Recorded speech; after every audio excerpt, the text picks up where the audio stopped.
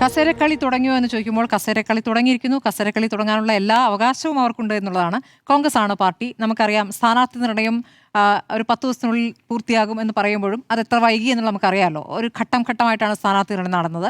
പിന്നീട് ഈ പറഞ്ഞ MP മാർ മത്സരിക്കണമോ എന്നുള്ള കാര്യത്തിൽ കെ സുധാകരൻ ഉണ്ടാക്കിയ ബഹളം, അത് ഉണ്ടാക്കിയ വിവാദങ്ങൾ, അതിനുശേഷം നടന്ന ചർച്ചകൾ, ഇതൊക്കെ നമ്മൾ കണ്ടതാണ്. അപ്പോൾ ഈ ആദ്യന്തം ഒരു നാടകീയത, ഒരു ഡ്രാമ നിലനിൽക്കുന്നുണ്ട് കോൺഗ്രസിനെ സംബന്ധിച്ച് ഈ തെരഞ്ഞെടുപ്പിൽ എന്നുള്ളതാണ്.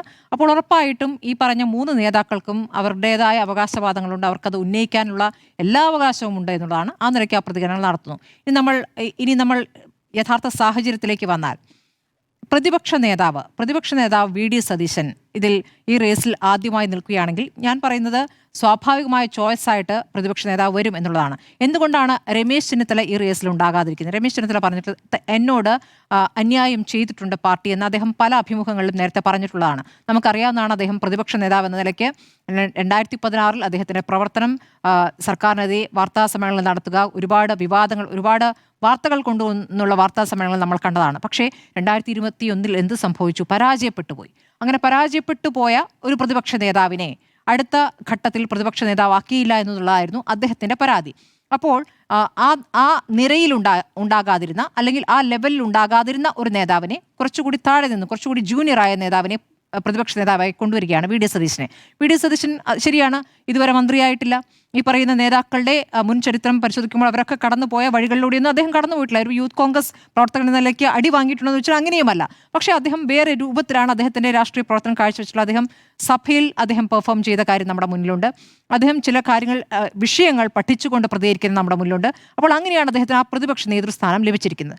അപ്പോൾ പ്രതിപക്ഷ നേതാവായ ശേഷം ഈ 5 വർഷം അദ്ദേഹം എങ്ങനെ പ്രവർത്തിച്ചു എന്നതുകൂടിയാണല്ലോ പരിശോധിക്കുക. ആ പരിശോധനയിൽ ഒരു പ്രതിപക്ഷ നേതാവ് എന്ന നിലയ്ക്ക് അദ്ദേഹത്തിന് എത്ര മാർക്ക് നൽകുമെന്നുള്ള പ്രധാനപ്പെട്ട കാര്യമാണ്. പിന്നീട് നടന്ന ലോക്സഭാ തെരഞ്ഞെടുപ്പ്, ഉപതെരഞ്ഞെടുപ്പുകൾ, തദ്ദേശ തെരഞ്ഞെടുപ്പ്, ഇതിലൊക്കെ തന്നെയും അദ്ദേഹം വഹിച്ചിരിക്കുന്ന റോള്, അതിൽ അദ്ദേഹത്തിൻ്റെ നിലപാട്, അദ്ദേഹത്തിനെ തന്നെ ലീഡ് ചെയ്യാൻ ഹൈക്കമാൻഡ് ഏൽപ്പിക്കുന്നു. ആ തെരഞ്ഞെടുപ്പുകളിൽ അദ്ദേഹം ഇത്ര വോട്ടിന് വിജയിക്കും എന്ന് പോലും കണക്കുകൾ പറഞ്ഞിട്ടുണ്ട്. ആ കണക്കുകൾ പരിശോധിക്കാനും അത് കൃത്യമായി കാൽക്കുലേറ്റ് ചെയ്യാനും തെരഞ്ഞെടുപ്പ് വിജയിക്കാനുള്ള ഒരു തന്ത്രം അദ്ദേഹത്തിന്, കൃത്യമായി ആ ഇലക്ഷൻ മാനേജ്മെൻറ്റ് ഒരു സ്കില്ല് അദ്ദേഹത്തിനുണ്ട്. ആ സ്കില്ല് ഹൈക്കമാൻഡ് തന്നെ കണ്ടെത്തുകയും തെരഞ്ഞെടുപ്പ് ചുമതലകൾ അദ്ദേഹത്തെ ഏൽപ്പിക്കുകയുമായിരുന്നു. ആ ചുമതലയിലേക്ക് VD സതീശൻ ഒറ്റയ്ക്കല്ല, അതിലേക്ക് ഒരു സംഘം നേതാക്കളെ കൊണ്ടുവരികയും അങ്ങനെ ആ സംഘടിതമായി തന്നെ ആ തെരഞ്ഞെടുപ്പിൽ വിജയിക്കുകയും ചെയ്യുന്നതാണ് നമ്മൾ കണ്ടത്. ചേലക്കരയിൽ മാത്രമാണ്, അവിടെയും വലിയ തരത്തിൽ തന്നെ ഭൂരിപക്ഷം കുറയ്ക്കാൻ അദ്ദേഹത്തിന് കഴിഞ്ഞിട്ടുണ്ട് എന്നുള്ളതാണ്. ആ നിലയ്ക്ക് അദ്ദേഹം പെർഫോമൻസ് കാഴ്ചവെക്കുന്നു. ഇനി സതീശൻ മാത്രമാണ്, അങ്ങനെയാണോ അപ്പോൾ ഞാൻ പറഞ്ഞത്? അപ്പൊ സംഘടിതമായി എല്ലാവരും ചേർത്തു എന്ന് പറഞ്ഞാൽ കേട്ടില്ലേ? ഇത് ശരിയല്ല. ഒരു മിനിറ്റ് ചോദിച്ചോളൂ, ഞാൻ പൂർത്തിയാക്കിയ ശേഷം ഇല്ല, ഒറ്റ ചോദ്യമില്ല, എല്ലാ ചോദ്യവും എടുക്കാൻ പറഞ്ഞതിന് ശേഷം. ഞാൻ പറഞ്ഞു വന്നത് മുറിഞ്ഞുകൊണ്ടാണ്. അപ്പോൾ അത് അങ്ങനെ അവിടെ സംഭവിക്കുന്നു. ഇനി VD സതീശനുമായി നേരത്തെ ഉണ്ടായിരുന്ന ഒരു പരാതി, ഘടകകക്ഷിയായ ലീഗിനുണ്ടായിരുന്ന പരാതി, ഈ പറഞ്ഞ മാതിരി ചെന്നിത്തല, കുഞ്ഞാലിക്കുട്ടി ഒരേ ലീഗിൽ വരുന്ന നേതാക്കളാണ്, ഒരേ ലെവലിൽ വരുന്ന സീനിയർ നേതാക്കളാണ്. പക്ഷെ അവിടെ VD സതീശൻ വരുമ്പോൾ തനിക്ക് ആ രൂപത്തിലൊരു ഒരു ബഹുമാനം കിട്ടുന്നുണ്ടോ എന്ന സംശയം PK കുഞ്ഞാലിക്കുട്ടിക്കും ആദ്യ ഘട്ടത്തിലുണ്ടായിരുന്നു. പാണക്കാട് തങ്ങളെ കാണാൻ, അല്ലെങ്കിൽ പാണക്കാട് വീട്ടിലേക്ക് പഴയതുപോലെ ഉമ്മൻചാണ്ടിയും രമേശ് ചെന്നിത്തലയും വരുന്ന പോലെ VD സതീശൻ വരുന്നില്ല എന്ന പരാതി ഉണ്ടായിരുന്നു. പക്ഷെ അതൊക്കെ തന്നെയും ഒരു ഘട്ടം എത്തിയപ്പോഴേക്കും അത് പരിഹരിക്കപ്പെട്ടു എന്നുള്ളതാണ്. ഈ നിയമസഭാ തെരഞ്ഞെടുപ്പിൽ ലീഗുമായുള്ള എല്ലാ തരത്തിലുള്ള പ്രശ്നങ്ങളും പരിഹരിക്കപ്പെട്ടു എന്നാണ് ഞാൻ മനസ്സിലാക്കുന്നത്. മാത്രമല്ല ഈ തെരഞ്ഞെടുപ്പിൽ പാണക്കാട് തങ്ങൾ, ലീഗിനകത്തും പാണക്കാട് തങ്ങൾക്ക് ഒരു ഇലക്ഷനിൽ കൃത്യമായി ഇടപെടുകയും സ്ഥാനാർത്ഥി നിർണയത്തിലൊക്കെ പ്രത്യേകമായ റോള് വഹിക്കുകയും ചെയ്തിട്ടുണ്ട് പാണക്കാട് തങ്ങൾ. അപ്പോൾ ഒരു അദ്ദേഹം, അല്ലെങ്കിൽ തങ്ങളാണ് അവസാന വാക്കെന്ന് പറയുമ്പോൾ നമുക്കറിയാം അങ്ങനെയല്ല, PK കുഞ്ഞാലിക്കുട്ടിയാണ് എല്ലാ തരത്തിലും തീരുമാനങ്ങൾ എടുത്തിരുന്നത്. അതല്ലാതെ രണ്ടുപേരും ചേർന്ന് ചില കാര്യങ്ങളിൽ തങ്ങൾ തന്നെ കുറച്ച് മുകളിൽ നിന്നുകൊണ്ട് തീരുമാനങ്ങൾ എടുക്കുന്ന രൂപത്തിലേക്ക് അത് മാറി എന്നാണ് ഞാൻ ലീഗിൽ നിന്ന് മനസ്സിലാക്കുന്നത്. അതാണ് പറഞ്ഞത്, ഞാൻ ലീഗിൽ നിന്ന് മനസ്സിലാക്കുന്നത്. അപ്പോൾ ആ രൂപത്തിൽ ലീഗുമായുള്ള പ്രശ്നങ്ങൾ അവിടെ പരിഹരിക്കപ്പെട്ടു കഴിഞ്ഞു. പിന്നെ ഈ തെരഞ്ഞെടുപ്പിന് മുമ്പ് അദ്ദേഹം നടത്തിയ യാത്രകൾ, ആദ്യം നടത്തിയ യാത്രയാണ് കേട്ടോ, ആദ്യം നടത്തിയ യാത്രയിൽ അദ്ദേഹം ഈ സഭാ നേതൃത്വം ഒക്കെ ആയിട്ടുണ്ടായിരുന്ന അകൽച്ച അത് അവസാനിപ്പിക്കാനായി സഭാ നേതൃത്വങ്ങളുമായി സംസാരിച്ചിട്ടുണ്ട്. 250ഓളം യോഗങ്ങളിൽ, അവർ തന്നെ വിളിച്ചു വരുത്തിയ യോഗങ്ങൾ അദ്ദേഹം പങ്കെടുത്തിട്ടുണ്ട്. സിനഡിലേക്ക് അദ്ദേഹത്തെ വിളിച്ചു വരുത്തുകയാണ് ചെയ്തത്, അദ്ദേഹം പോവുകയാണ് ചെയ്തത്. അപ്പോൾ അങ്ങനെ ആ ബന്ധം ഊട്ടിയുറപ്പിക്കുന്നു. ഈ ന്യൂനപക്ഷം വോട്ട് എങ്ങനെ വരുന്നു എന്നുള്ളതാണ്. നേരത്തെ സുനിൽ പറഞ്ഞ ഒരു കാര്യമുണ്ട്, ഇവിടെ രാഹുൽ ഗാന്ധി ന്യൂനപക്ഷ ഏകീകരണത്തിൽ രാഹുൽ ഗാന്ധി എന്ന ഒരു പേര് മതിയല്ലോ എന്ന്. ശരിയാണ്, നമുക്ക് ദേശീയ തലത്തിൽ നോക്കുമ്പോൾ അങ്ങനെയാണ്. വയനാട്ടിൽ അദ്ദേഹത്തിന്റെ ഉറപ്പിച്ച വിജയത്തിന്റെ കാര്യവും അത് തന്നെയാണെന്നുള്ള കാര്യത്തിൽ തർക്കമില്ല. പക്ഷേ ഇവിടെ എന്താണ് സംഭവിച്ചത്? ഇവിടെ വെള്ളാപ്പള്ളി എന്ന ഘടകം വരുന്നു. വെള്ളാപ്പള്ളി ഇവിടെ നടത്തുന്ന പ്രതികരണങ്ങൾ നമ്മുടെ മുന്നിൽ വരുന്നു. പലപ്പോഴായി ന്യൂനപക്ഷ വിരുദ്ധമായ അല്ലെങ്കിൽ BJP എടുക്കുന്ന അതേ നിലപാടിലേക്ക് CPM പോകുന്ന സന്ദർഭങ്ങൾ ഉണ്ടാകുന്നു. അപ്പോൾ അവിടെയൊക്കെ ശക്തമായ പ്രതികരണങ്ങൾ VD സതീശൻ എന്ന രാഷ്ട്രീയ നേതാവ് നടത്തുന്നുണ്ട്. അത് മലബാറിലെ ന്യൂനപക്ഷ വോട്ട് ഏകീകരിക്കുന്ന പ്രധാനപ്പെട്ട ഘടകമായിട്ടുണ്ടെന്നേ. ലീഗിനകത്ത് പേരെടുത്ത് തന്നെ വിമർശിച്ചിട്ടുണ്ട്. ഞാൻ പറയാം, വെള്ളാപ്പള്ളി എന്ന പേരെടുത്ത് പറഞ്ഞ് തന്നെ വിമർശിച്ചിട്ടുണ്ട്. അവിടെ ശ്വാസം മുട്ടുന്ന എന്നതിലൊക്കെ ശക്തമായി പ്രതികരിച്ച നേതാവ് കൂടിയാണ്. അന്ന് ലീഗ് അത് പ്രതികരിക്കാതിരുന്ന, ലീഗ് പ്രതികരിച്ചാൽ മറ്റു രൂപത്തിലാകുമെന്നുള്ളതാണ്. അവിടെയും അവർ സമീപനം പാലിക്കുകയായിരുന്നു. പക്ഷേ ലീഗിനെ സംബന്ധിച്ച് ലീഗിലെ പ്രത്യേകിച്ച് യൂത്ത് ലീഗിലൊക്കെ തന്നെയും VD സതീശൻ ആ നിലയ്ക്ക് സ്വീകാര്യനായിട്ടുണ്ട് എന്നുള്ളതാണ് ഞാൻ മനസ്സിലാക്കുന്നത്. അപ്പോൾ അത് ഒരു പ്രധാനപ്പെട്ട ഘടകമായി മലബാറിൽ വരുന്നുണ്ട്. അപ്പോൾ ന്യൂനപക്ഷ ഏകീകരണത്തിൽ എങ്ങനെയാണ് റോൾ എന്നുള്ളതാണ് ഞാൻ പറഞ്ഞു വന്നത്. ഈ വിഷയമാണ്, ഈ പറഞ്ഞ വെള്ളാപ്പള്ളി വിഷയം ഒരു പ്രധാനപ്പെട്ട ഘടകം തന്നെയാണ്. അത് ആ രൂപത്തിൽ പ്രവർത്തിച്ചിട്ടുണ്ട് എന്നുള്ളതാണ്. ഇനി തെരഞ്ഞെടുപ്പ് സമയങ്ങളിൽ വന്നിരിക്കുന്ന ചില സമ്മർദ്ദങ്ങളുണ്ടല്ലോ. ഈ രാഹുൽ മാങ്കൂട്ടത്തിൽ വിഷയത്തിൽ അദ്ദേഹം എടുത്ത നിലപാട് ഒറ്റയ്ക്കൊരു നിലപാടായി തന്നെ കരുതേണ്ടി വരും. ആ സമയത്ത് പല നേതാക്കളും അതിൽ ഉറച്ചൊരു തീരുമാനം പറയാതെയും മാറി മാറി നിൽക്കുമ്പോഴും അതിൽ ഇങ്ങനെ ഒരാൾ ഇനി വേണ്ട എന്ന തീരുമാനം സ്ത്രീപക്ഷത്ത് നിന്നുകൊണ്ട് തീരുമാനം എടുത്തത് VD സതീശനാണ്. അതിൽ അദ്ദേഹത്തിന് വലിയ നഷ്ടം, അദ്ദേഹത്തിനെ പിന്തുണയ്ക്കുന്ന പലരും മാറിപ്പോകുന്ന സാഹചര്യം കൂടി ഉണ്ടായിട്ടുണ്ട്. പക്ഷേ അതിൽ നിൽക്കുകയായിരുന്നു. ഇനി PV അൻവറിന് നിലമ്പൂരിൽ സങ്കടത്തോടെയാണ്, മനസ്സില്ലാമനസ്സോടെയാണ് ആ തീരുമാനം. എന്തൊക്കെയാണ് സുനിൽ വായത്തോടെ പറയാതിരിക്കും?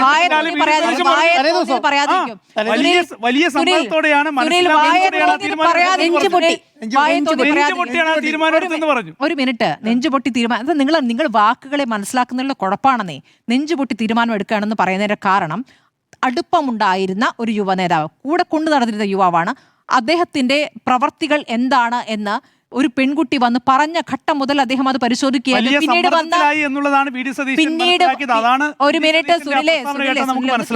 പിന്നീട് വന്ന വിവരങ്ങളുടെ അടിസ്ഥാനത്തിലാണ് ഇങ്ങനെ ഒരാൾ വേണ്ട എന്ന തീരുമാനം എടുത്ത് ആ തീരുമാനം നടപ്പാക്കുകയും ചെയ്തു. പാർട്ടിയിലില്ലാത്ത രൂപത്തിലേക്ക് ആ തീരുമാനം പിന്നീട് പാർട്ടി മുഴുവൻ അംഗീകരിക്കുന്ന രൂപത്തിലേക്ക് അത് വന്നു എന്ന് മനസ്സിലാക്കണം. കോൺഗ്രസ് ആണ് പാർട്ടിയെ, കോൺഗ്രസ് ആ പാർട്ടി ആ രൂപത്തിലേക്ക് സ്ത്രീപക്ഷ നിലപാടിലേക്ക് പാർട്ടി വന്നു എന്നുള്ള ഏറ്റവും ശുഭതാർക്കമായ കാര്യമായിട്ടാണ് ഞാൻ കാണുന്നത്. അതിലേക്ക് എത്തിക്കുകയായിരുന്നു. അടുത്തത് PV അൻവറിന് നിലമ്പൂർ കിട്ടിയില്ല എങ്കിൽ PV അൻവർ പറഞ്ഞത് നമുക്ക് ഓർമ്മയുണ്ടല്ലോ. ചില സമയത്ത് അദ്ദേഹത്തിന് കൺട്രോൾ ഇല്ലാതെ പ്രതികരിക്കുന്നത്, അദ്ദേഹം ഈ പറഞ്ഞ പിണറായി വിരുദ്ധ പ്രതികരണം നടത്തുന്നതോടൊപ്പം തന്നെ VD സതീശനെതിരായും പ്രതികരണം നടത്തിയിരുന്നു. പിന്നീട് ബേപ്പൂരിലേക്ക് മത്സരിക്കുന്നത് എങ്ങനെയാണ്? ഈ പറഞ്ഞ VD സതീശന്റെ അനുഗ്രഹത്തോടു കൂടി തന്നെ അവിടേക്ക് എത്താൻ കഴിയുന്നുണ്ട്. അപ്പോൾ ആ രൂപത്തിൽ പിന്നീട് ചർച്ചകൾ മാറ്റുന്നതിലും ഒരു പ്രധാനപ്പെട്ട പങ്ക് വഹിച്ചു. അടുത്താണ് നിങ്ങൾ പ്രധാനപ്പെട്ടായി കാണുന്നത്, തങ്ങളാണ് യഥാർത്ഥ ഇടതുപക്ഷം എന്ന് പറയുമ്പോൾ ഇടതുപക്ഷത്തിനകത്തെ CPM വിരുദ്ധ അല്ലെങ്കിൽ CPMന്റെ ഇപ്പോഴത്തെ നിലപാടുകളിൽ വലിയ വിഷമമുള്ള, വലിയ എതിർപ്പുള്ള കുറച്ചു പേരെയെങ്കിലും പുറത്തേക്ക് എത്തിക്കാൻ കഴിഞ്ഞു എന്നുള്ള പ്രധാനപ്പെട്ട ഘടകമാണെന്നേ. GS സുധാകരനായാലും ഐഷ പോറ്റി ആയാലും ഇപ്പോൾ പറയുന്ന കോൺഗ്രസിലേക്ക് വന്നു എന്നുള്ളതല്ലേ ഞാൻ പറഞ്ഞത്. ആ പാർട്ടി വിട്ട് പുറത്തേക്ക് വരുമ്പോൾ അവർക്ക് സ്ഥാനാർത്ഥികളാകുന്നു. നമ്മൾ ഈ പറയുന്ന തളിപ്പറമ്പിൽ കാണുന്നു, പയ്യന്നൂരിൽ കാണുന്നു. ഇതൊക്കെ തന്നെയും ഈ തരത്തിലുള്ള VDയുടെ ഒരു എഫക്റ്റ് അതിൽ ഉണ്ട് എന്നുള്ളതാണ് ഞാൻ കാണുന്നത്. അപ്പോൾ ആ രൂപത്തിലേക്ക് മാറാൻ ഇടതുപക്ഷത്തിന് കൂടി, യഥാർത്ഥ ഇടതുപക്ഷത്തിന് സ്വീകാര്യനായി VD സതീശൻ മാറുന്നു എന്നുള്ളതും കൂടുതൽ ആളുകളെ ചേർത്ത് വെക്കാൻ ആ തരത്തിൽ ഒരു സംഘടനാ പാഠവും അദ്ദേഹം അതിൽ പ്രകടമാക്കിയാണ്. നിങ്ങൾ പറയുന്ന പോലെ ശരിയാണ്, കോൺഗ്രസിനകത്തിന് അദ്ദേഹത്തിന് എത്രത്തോളം പിന്തുണയുണ്ട് എന്ന് ചോദിക്കുമ്പോൾ നമ്മൾ പുറത്തേക്ക് ആ പ്രതികരണങ്ങൾ കാണുന്നില്ല എന്നുള്ള യഥാർത്ഥമായ കാര്യം തന്നെയാണ്. പിന്തുണ വളരെ പ്രധാനപ്പെട്ടതാണ്.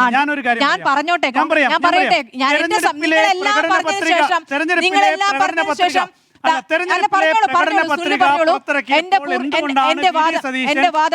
വേണുഗോപാലിനെയും രമേശ് ചെന്നിത്തലയെയും കുഞ്ഞാലിക്കുട്ടിയെയും വിളിക്കാതിരുന്നത് ഏകപക്ഷീയമായി തെരഞ്ഞെടുപ്പ് പ്രകടന പത്രിക പുറത്തിറക്കുന്നു. അതിൽ വലിയ എതിർപ്പ് കോൺഗ്രസിനകത്തുണ്ട്. ശരി, അങ്ങനെ ഒരു എതിർപ്പ് CPM-ൽ നിന്ന് അങ്ങേക്ക് കിട്ടിയ വിവരമായിരിക്കാം. CPM-ൽ ബ്രേക്കിംഗ് വാർത്തയായിരുന്നു കേട്ടോ. നോക്കൂ സുനിൽ, കേട്ടിട്ടില്ലാത്ത ആരോപണമാണ്, കേൾക്കാത്ത ഓരോ പുതിയ കഥയുമായിട്ട് വന്നിരിക്കുകയാണ്. അതായത് അന്ന് പുറത്തു വന്നിരുന്നെങ്കിൽ വലിയ ബ്രേക്കിംഗ് ആയിരുന്നില്ല സുനിൽ. എന്താ ബ്രേക്കിംഗ് കൊടുക്കാനേ? അത് വല്ലാത്ത കേട്ടോ, വല്ലാത്ത കിട്ടലായി.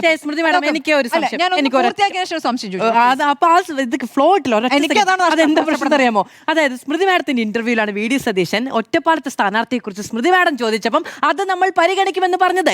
എന്നിട്ട് ഒറ്റപ്പാലത്ത് പോയിട്ട് എന്താ പറയുന്നറിയാമോ? കൈപ്പത്തി പോലെ കാണണം. അത് പ്രശ്നം തന്നെയാണ്. അപ്പോൾ അത് അവിടെ വിജയ സാധ്യത ഉണ്ടാക്കുന്ന രൂപത്തിലാണോ അദ്ദേഹം അതിനെ സ്വാംശീകരിച്ചെന്ന് ചോദ്യമുണ്ട്. അത് രാഷ്ട്രീയമായി പറഞ്ഞേൽക്കാം. കാരണം രാഷ്ട്രീയമായ CPM-ന് ഒരു അക്ഷരം മിണ്ടാൻ പറ്റില്ല. കാരണം ഇവിടെ തീവ്രത കുറഞ്ഞതാണെന്ന് നേരത്തെ പറഞ്ഞതാണ്. അല്ല അത് ഞാൻ പറയുന്നത് നമുക്ക് പറയാം എൽദോസ് കുന്നപ്പള്ളിയുടെ കാര്യമല്ല, നമുക്ക് പറയാം, നമുക്ക് മാധ്യമങ്ങൾക്ക് വിമർശിക്കാം. കാരണം ആ തെരഞ്ഞെടുപ്പ് ഫലം വരട്ടെ, ഉറപ്പായിട്ടും ഈ കാര്യത്തിൽ വി ഡി സതീശനോട് ചോദ്യം ചോദിക്കാനുണ്ടെന്നേ. ആ ചോദ്യം അവിടെ നിൽക്കുന്നു. ഒരു ചോദ്യം ഇല്ലാത്തൊരു നേതാവായിട്ട് ഒരാളെയും ഞാൻ ഇവിടെ കാണുന്നില്ല. ഇനി കെ സി വേണുഗോപാൽ കുറച്ചുകൂടി ഫ്ലെക്സിബിളാണ്. ആ ഫ്ലെക്സിബിളായ നേതാവിനെ ലീഗിന് കുറച്ചുകൂടി അപ്രോച്ച് ചെയ്യാൻ പറ്റുന്നു എന്ന രൂപത്തിലുള്ള ഒരു വ്യാഖ്യാനവും വരുന്നുണ്ട്. പക്ഷേ കെ സി വേണുഗോപാൽ ഇങ്ങോട്ടേക്ക് വരികയാണെങ്കിൽ ഈ പറഞ്ഞ നേരത്തെ മാധു പറഞ്ഞതുപോലെ ഇവിടെ എം പിമാർ മത്സരിക്കേണ്ട എന്ന് പറഞ്ഞിട്ടുണ്ട്. ഇവിടെ ഒരു അസാധാരണ സാഹചര്യം വേണമെന്നേ. ഇവിടെ ഇത്രയും ജയിച്ചവർ നിൽക്കുമ്പോൾ അസാധാരണ സാഹചര്യം ഉണ്ടായാലും കെ സിക്ക് ഇവിടെ ലാൻഡ് ചെയ്യാൻ പറ്റുള്ളൂ. അങ്ങനെ ഒരു അസാധാരണ സാഹചര്യം ഇവിടെ സൃഷ്ടിക്കാനുള്ള ശ്രമം നടക്കുന്നുണ്ടോ എന്ന് സംശയിക്കാവുന്നതാണ്. പക്ഷേ 10 വർഷത്തെ ഭരണവുമായി ബന്ധപ്പെട്ട വലിയ മടുപ്പ് എന്ന് പറഞ്ഞ ആ മടുപ്പിൽ നിന്നും ഞങ്ങളിതാ പുറത്തേക്ക് എത്തിക്കുകയാണ് എന്ന് പറഞ്ഞ ഇവിടെ നവയുഗ യാത്ര നടത്തി ഒരു ബദൽ മുന്നോട്ട് വെച്ചുകൊണ്ട് വന്നിരിക്കുന്ന പ്രതിപക്ഷ നേതാവ് ആ ബദൽ നടപ്പാക്കിയിട്ടില്ലെങ്കിൽ അത് ജനം കൈകാര്യം ചെയ്യുന്നതാണ്. ജനത്തിന് ആ ബദൽ ആഗ്രഹിച്ചുകൊണ്ടാണ്, ആ മടുപ്പ് കൊണ്ടായിരിക്കണം അങ്ങനെ വോട്ട് ചെയ്തിട്ടുണ്ടെങ്കിൽ വോട്ട് ചെയ്തിട്ടുണ്ടാവുക. ഈ പറയുന്ന 90-ന് മുകളിൽ സീറ്റ് കിട്ടുകയാണെങ്കിൽ ഉറപ്പായിട്ടും ഈ തരം ചർച്ചകളൊക്കെ അവിടെ അവസാനിക്കുമെന്നുള്ളതാണ്. 100-ന് മുകളിൽ എന്നാണ് പറയുന്നത്. ഞാൻ നേരത്തെയും പറഞ്ഞിട്ടുള്ള 90-ന് മുകളിൽ എന്നാണ്. 90 മുകളിൽ കടന്നു കഴിഞ്ഞാൽ ഉറപ്പായിട്ടും അത് പ്രതിപക്ഷ നേതാവിൻ്റെ റോള് വ്യക്തമാക്കുന്ന ഒരു പ്രധാനപ്പെട്ട ഘടകമായി തന്നെ അത് മാറുമെന്നുള്ളതാണ്. രമേശ് ചെന്നിത്തലയും വി ഡി സതീശനും കെ സി വേണുഗോപാലൊന്നും മോശം നേതാക്കൾ എന്നുള്ളതല്ല. പ്രതിപക്ഷ നേതാവായി നന്നായി പ്രവർത്തിച്ചു കഴിഞ്ഞാൽ, ഇവിടെ ഭരണം നേടിയെടുക്കാൻ സഹായിച്ചു കഴിഞ്ഞാൽ സ്വാഭാവികമായ ചോയ്സായി ആ നേതാവ് വരുന്നു എന്നുള്ളതാണ് എനിക്ക് തോന്നിയിട്ടുള്ള കാര്യം. അപ്പോൾ കസേരകളി തുടങ്ങിയിരിക്കുന്നു. ഇനി അങ്ങോട്ടുള്ള ദിവസങ്ങളിലും പ്രതികരണം ജനമധ്യത്തിൽ പാടില്ല എന്ന് പറയുന്നവർ തന്നെ ജനമധ്യത്തിലേക്ക് അത് എത്തിക്കുന്നു എന്നുള്ളതാണ്. ഈ സുധാകരനുമായി ബന്ധപ്പെട്ട ഒരു കാര്യം കൂടി പറയാം. സുധാകരന്റെ പോസ്റ്റാണെന്ന് ഞാൻ കരുതുന്നില്ല. സുധാകരന് വേണ്ടി ആരൊക്കെയോ ഇടുന്ന പോസ്റ്റാണ്. അദ്ദേഹത്തിന് പകുതി കാര്യങ്ങൾ മനസ്സിലാകുന്നത് അറിയാതിട്ട പോസ്റ്റാണെന്നുള്ളതാണ് തർക്ക വിഷയം. ഒരു മിനിറ്റ്, ഒറ്റ മിനിറ്റ്. അദ്ദേഹത്തിന് ആരോഗ്യ പ്രശ്നങ്ങൾ, ഞാൻ അദ്ദേഹത്തെ ഒരു വളരെ സഹാനുഭൂതിയോട് കാണേണ്ട ഒരാളായിട്ടാണ് ഞാൻ കാണുന്നത്. മാധ്യമങ്ങൾ ഇപ്പോൾ മൈക്ക് വെക്കുന്ന പോലും ശരിയല്ല എന്നൊരു അഭിപ്രായം എനിക്കുണ്ട് കേട്ടോ. കാരണം കെ സുധാകരൻ തെരഞ്ഞെടുപ്പ് പ്രചാരണത്തിന് പോയ ചില സ്ഥലങ്ങളിൽ അവിടുത്തെ സ്ഥാനാർത്ഥിയെ പോലും മറന്നു പോകുന്ന സാഹചര്യം ഉണ്ടായിട്ടുണ്ട്. അവിടുത്തെ ചിഹ്നം പോലും മറന്നു പോകുന്ന സാഹചര്യം പ്രചാരണത്തിൽ പറഞ്ഞാൽ അവിടെ നിന്ന് കേട്ട കാര്യമാണ്. അപ്പോൾ അദ്ദേഹത്തിനെ അല്ല, അദ്ദേഹം പറഞ്ഞ കാര്യമാണ് ഞാൻ പറയുന്നത്. അദ്ദേഹം പറഞ്ഞ കാര്യം ഞാൻ പറഞ്ഞത് ആ സഹാനുഭൂതിയോട് നമ്മൾ കാണേണ്ടത്. അപ്പോൾ അദ്ദേഹത്തെ വീണ്ടും ചോദ്യം ചോദിച്ചു ഓർമ്മയിലിരുന്ന് ആ പേര് മറന്നുപോയി, ഓർമ്മയുണ്ടാകുമല്ലോ. ഞാൻ എന്താ പറയുന്നത് അറിയോ, പ്രായമായവരെയും പിന്നെ പ്രായത്തിന്റെ അല്ല, സുഖം കൊണ്ടാണ് ഞാൻ പറയുന്നത്. നമ്മൾ അങ്ങനെ കാണാൻ കഴിയില്ല. പ്രായമല്ല ഞാൻ അപകടം ഉണ്ടെന്നറിയോ? ഒരു സെക്യുലർ പാർട്ടി, ഇന്ത്യയിലെ ഒരു സെക്യുലർ പാർട്ടി ന്യൂനപക്ഷ ഏകീകരണത്തിന് വേണ്ടി വെയിറ്റ് ചെയ്യാണ്. ന്യൂനപക്ഷ ഏകീകരണമാണ് വിജയത്തിന്റെ മാനദണ്ഡം എന്ന് പറയുന്ന ഒരു ലെവലിലേക്ക് കോൺഗ്രസ് എന്ന് പറയുന്ന ഒരു പാർട്ടി മാറുകയാണല്ലോ. അങ്ങ് തെറ്റിദ്ധരിക്കുകയാണ്. ന്യൂനപക്ഷ ഏകീകരണത്തിലേക്ക് നയിച്ച ഘടകങ്ങൾ ഇവിടെ ഉണ്ടെങ്കിൽ ആ ഘടകങ്ങൾ വിശ്വസിക്കുന്ന ഒരു സംവിധാനമായി കോൺഗ്രസ് മാറിയെങ്കിൽ അതൊരു അതാണ്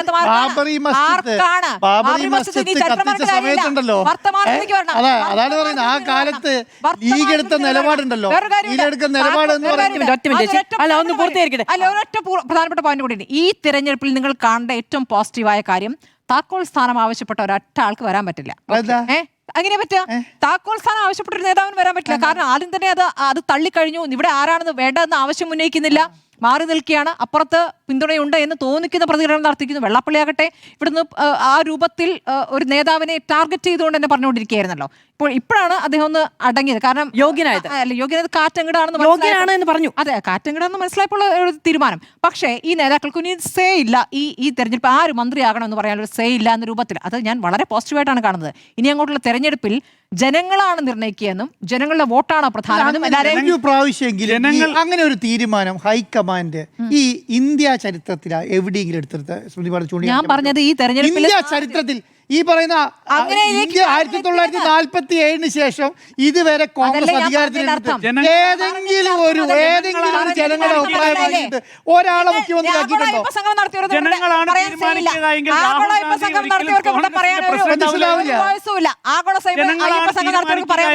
ഒന്നും പറഞ്ഞിട്ട് കാര്യമില്ല. അതെങ്ങനെയാണ് അതെങ്ങനെയാണ് ഒരു ഇലക്ടഡ് പൊസിഷനെയും ഒരു സംഘടനാ പൊസിഷനെയും താരതമ്യം ചെയ്യുക? ഇലക്ടഡ് പൊസിഷനെയും ഒരു സംഘടനാ പൊസിഷനെയും എങ്ങനെ, മുഖ്യമന്ത്രി സ്ഥാനത്തെയും ഒരു പാർട്ടിയുടെ അധ്യക്ഷനെയും എങ്ങനെയാണ് അത്? ജനങ്ങൾ തീരുമാനിച്ചിട്ടാണോ മൻമോഹൻ സിംഗ് ഇന്ത്യയുടെ അല്ല അത് പറയൂല്ലേ, അത് പറയേ രാഹുൽ ഗാന്ധി അത് പറയും അപ്പൊ കറക്റ്റാ.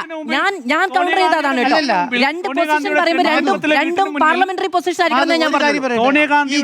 കർണാടകയില് നമ്മുടെ തൊട്ടടുത്ത സംസ്ഥാനമാണല്ലോ ഈ DK ശിവകുമാർ എന്താണ് മംഗലാപുരം തുടങ്ങി കർണാടകയുടെ അതാണ് കർണാടകയുടെ ഇങ്ങേയറ്റം വരെ സ്വന്തം കയ്യിലിരിക്കുന്ന പൈസ, അന്ന് ഹൈക്കമാൻഡ് കൊടുക്കാൻ പൈസ ഇല്ല, സ്വന്തം കയ്യിലിരിക്കുന്ന പൈസയും മുടക്കിയിട്ട് എല്ലാവരെയും ഒത്തുചേർത്ത് വണ്ടിക്ക് വണ്ടി, പണത്തിന് പണം, ഫെസിലിറ്റിക്ക് ഗുണ്ടായിസ് എല്ലാം കൊടുത്ത് ഒരു പാർട്ടിയുടെ അധികാരത്തിന് ഉണ്ടാക്കിയിട്ട് കൊടുത്തിട്ട് ആ അധികാരം കിട്ടിയ സന്തോഷത്തിൽ ഡൽഹിക്ക് എന്ന് കഴിഞ്ഞപ്പോൾ എന്താ അറിയോ, ആദ്യം ആരെ കണ്ട ആളുടെ പേരെന്താ അറിയോ, ഈ പറഞ്ഞ DK ശിവകുമാറിനെ അല്ല, ആദ്യം കണ്ടത് മറ്റേ നമ്മുടെ സിദ്ധരാമയ്യനെയാണ്. സിദ്ധരാമയ്യനെ മുഖ്യമന്ത്രിയായി തീരുമാനിച്ചതിന് ശേഷമാണ് പറയുന്നത്, DK ശിവകുമാറിനെ വിളിച്ചിട്ട് പറയുന്നത് എന്താണ്, ഇദ്ദേഹം 2.5 വർഷം ഇരിക്കട്ടെ, അത് കഴിഞ്ഞിട്ടില്ല 2.5 വർഷം നിങ്ങൾക്ക് തരാം എന്ന് പറഞ്ഞിട്ട്. ആ 2.5 വർഷം കഴിഞ്ഞു. അപ്പോൾ ഇവിടെ സംഭവിക്കാൻ പോകുന്നത് എന്താ അറിയോ സ്മൃതി വേണം, നമ്മൾ യാഥാർത്ഥ്യത്തിലേക്ക് തിരിച്ചു വന്നാൽ ഞാൻ പറയുന്നത് VD സതീശൻ മുഖ്യമന്ത്രി ആവണ്ട, അല്ലെങ്കിൽ രമേശ് ചെന്നിത്തല മുഖ്യമന്ത്രി ആവണ്ട, KC വേണുഗോപാൽ മുഖ്യമന്ത്രി ആവട്ടെ എന്നുള്ള അർത്ഥത്തിലല്ല ഞാൻ പറയുന്നത്. യാഥാർത്ഥ്യത്തിലേക്ക് തിരിച്ചു വന്നാൽ ഒരു മിനിറ്റ് മുഖ്യമന്ത്രി ആകണ്ട കംപ്ലീറ്റ് ചെയ്യട്ടെ. അവിടുന്ന് എന്താണ് സംഭവിക്കാൻ പോകുന്നത്? അവിടുത്തെ ഇത് ഇത്രയേ ഉള്ളൂ. എന്താണെന്ന് പറഞ്ഞാൽ AICC ജനറൽ സെക്രട്ടറി സ്ഥാനം കഴിയാൻ പോവാണ് ആരുടെ, KC വേണുഗോപാലിൻ്റെ.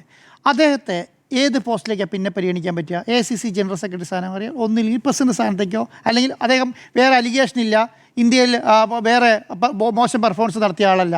അതേ സംബന്ധിച്ചിടത്തോളം ഏറ്റവും എളുപ്പം കേരളത്തിൻ്റെ മുഖ്യമന്ത്രി ഇലക്ഷൻ കഴിച്ച സ്ഥിതിക്ക് കേരളത്തിൻ്റെ മുഖ്യമന്ത്രി ആകുക എന്നുള്ളത് ഇത് തന്നെയാണ്. എല്ലാ കാലത്തും എല്ലാ ജനറൽ സെക്രട്ടറിമാരും അങ്ങനെയാണ് പോയിട്ടുള്ളത്. ജനറൽ സെക്രട്ടറി സ്ഥാനത്ത് നേരെ മുഖ്യമന്ത്രി ആവലാണ് ഏറ്റവും നല്ല സാധ്യത. ഇതാണ് ആ സാധ്യതയെ നമ്മൾ കാണാതെ പറയാണ്. രാജ്യസഭാ MP സ്ഥാനം രാജിവെച്ച് BJPക്ക് ഒരു സീറ്റ് കൊടുത്തപ്പോ എന്തൊരു വേദന നടത്താൻ പോകുന്നതിന് ആവേശത്തോടെ കാണുന്നത്. ആ വേദന വേണം. ഞാൻ പറഞ്ഞത്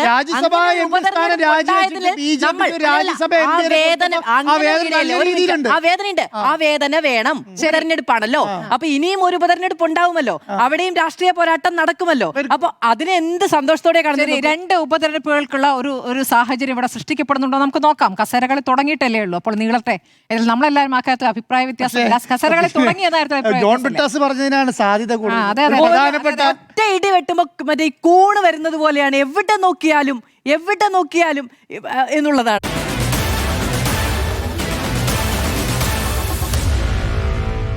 Meet the editors.